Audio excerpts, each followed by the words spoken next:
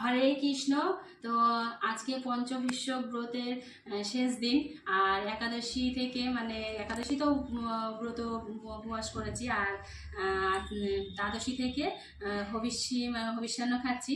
আর এই যে আজকে আলু দিয়ে আতপ চাল করে নিয়েছি, আর সঙ্গে একটা লঙ্কা আছে। ঘি খাবো না, সন্দেহ লবণ ওতে দেওয়াই আছে।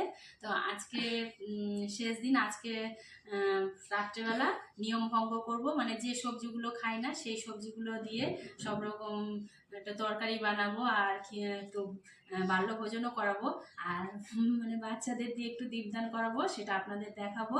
তো এখন আমি মিষ্টান্নটা খেয়ে নিই। ঘি খেতে পারি না বলে খুব সমস্যা, মানে যারা ঘি খেতে পারে একটু ভালো, না ঘি টেস্ট লাগে, তো আমি ঘি তো খেতে পারি না, সেজন্য সন্দক লবণ আর কাঁচা লঙ্কা দিয়ে খাই। কি করবো, এটাও খারাপ লাগে না, ভগবানের নামে যেটা খাবে সেটাই অমৃত লাগে। রাধে রাধে।